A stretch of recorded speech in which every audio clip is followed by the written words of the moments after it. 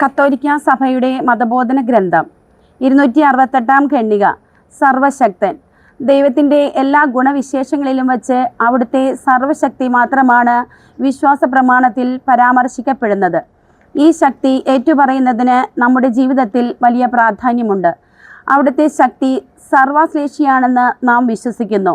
കാരണം എല്ലാം സൃഷ്ടിച്ചവനും എല്ലാത്തിനെയും ഭരിക്കുന്നവനും എല്ലാം ചെയ്യാൻ കഴിവുള്ളവനുമാണ് ദൈവം. ദൈവത്തിൻ്റെ ശക്തി സ്നേഹസമന്വിതമാണ്. കാരണം അവിടുന്ന് നമ്മുടെ പിതാവാണ്. ദൈവിക ശക്തി രഹസ്യാത്മകമാണ്. കാരണം ബലഹീനതയിൽ പൂർണ്ണമാക്കപ്പെടുന്ന അവിടുത്തെ ശക്തിയെ വിശ്വാസ ദൃഷ്ടികൾ കൊണ്ട് മാത്രമേ നമുക്ക് മനസ്സിലാക്കുവാൻ സാധിക്കൂ. അവിടുന്ന് തനിക്കിഷ്ടമുള്ളത് പ്രവർത്തിച്ചു. ദൈവത്തിൻ്റെ സർവാശ്ലേഷിയായ ശക്തിയെ വിശുദ്ധ ഗ്രന്ഥം ആവർത്തിച്ച് പ്രഖ്യാപിക്കുന്നു.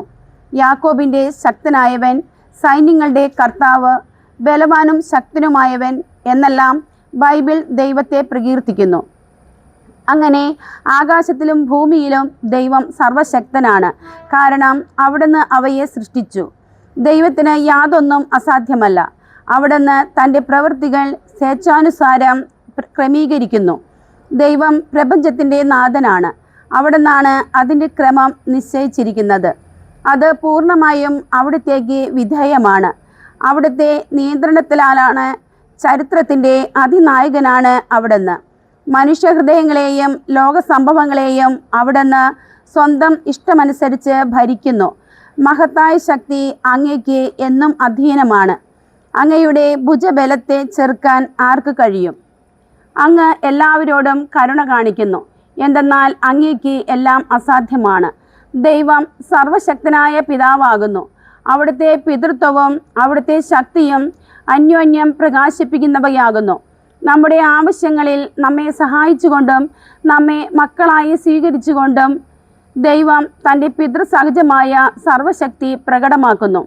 അവസാനമായി തൻ്റെ അനന്തകാരുണ്യത്താൽ ഉദ്ധാരമായി നമ്മുടെ പാപങ്ങൾ പൊറുത്തുകൊണ്ട് അവിടുന്ന് തൻ്റെ ശക്തി അതിൻ്റെ ഔന്നത്യത്തിൽ വെളിപ്പെടുത്തുന്നു. ദൈവത്തിൻ്റെ പരമശക്തി ഒരു തരത്തിലും നിയമബന്ധിതമല്ല.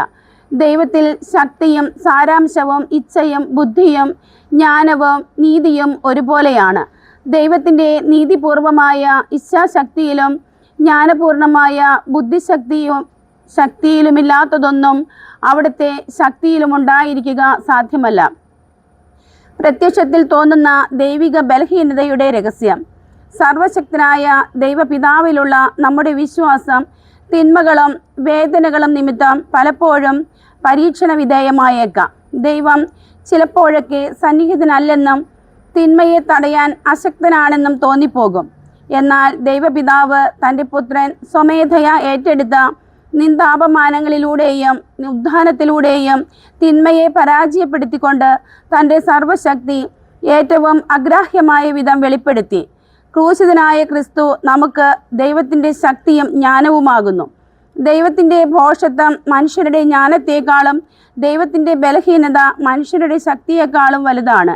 ക്രിസ്തുവിൻ്റെ പുനരുദ്ധാനത്തിലും മഹത്വീകരണത്തിലും പിതാവ് വിശ്വസിക്കുന്നവരായ നമുക്ക് വേണ്ടി തൻ്റെ ശക്തി പ്രകടിപ്പിക്കുകയും തൻ്റെ ശക്തിയുടെ മഹത്വം എത്ര സമുന്നതമെന്ന് കാണിക്കുകയും ചെയ്തു. ദൈവത്തിൻ്റെ അനന്തശക്തിയുടെ അഗ്രാഹ്യ വഴികൾ പുൽകുവാൻ വിശ്വാസത്തിന് മാത്രമേ കഴിയൂ. ക്രിസ്തുവിൻ്റെ ശക്തിയെ തന്നിലേക്ക് ആകർഷിക്കുന്നതിനായി പ്രസ്തുത വിശ്വാസം അതിൻ്റെ ബലഹീനതയിൽ അഭിമാനിക്കുന്നു. ദൈവത്തിന് യാതൊന്നും അസാധ്യമല്ല എന്ന് വിശ്വസിക്കുകയും ശക്തനായവൻ എനിക്ക് വലിയ കാര്യങ്ങൾ ചെയ്തിരിക്കുന്നു, അവിടുത്തെ നാമം പരിശുദ്ധമാണ് എന്ന് ദൈവത്തെ പ്രകീർത്തിക്കുവാൻ കഴിയുകയും ചെയ്തവളാകയാൽ പരിശുദ്ധ കന്യകാമറിയമാണ് ഈ വിശ്വാസത്തിൻ്റെ പരമമായ മാതൃക. ദൈവത്തിന് അസാധ്യമായി ഒന്നുമില്ല എന്ന ചിന്തയെ നമ്മുടെ മനസ്സുകളിൽ ദൃഢപ്പെടുത്തുന്നതാണ് നമ്മുടെ വിശ്വാസത്തെയും പ്രത്യാശയെയും ഉറപ്പിക്കുവാൻ ഏറ്റവും പര്യാപ്തമായ മാർഗം. ദൈവത്തിൻ്റെ അനന്തശക്തി എന്ന ആശയം ഉൾക്കൊള്ളാൻ ഒരിക്കൽ നമ്മുടെ യുക്തിക്ക് കഴിഞ്ഞാൽ നാം വിശ്വസിക്കേണ്ട കാര്യങ്ങൾ അവ പ്രകൃതിയുടെ സാധാരണ നിയമങ്ങളെ അതിശയിക്കുന്ന മഹത്തരവും അത്ഭുതകരമായ കാര്യങ്ങളായാൽ പോലും നിഷ്പ്രയാസം വൈമനസ്യവും കൂടാതെ അംഗീകരിക്കാനാവും.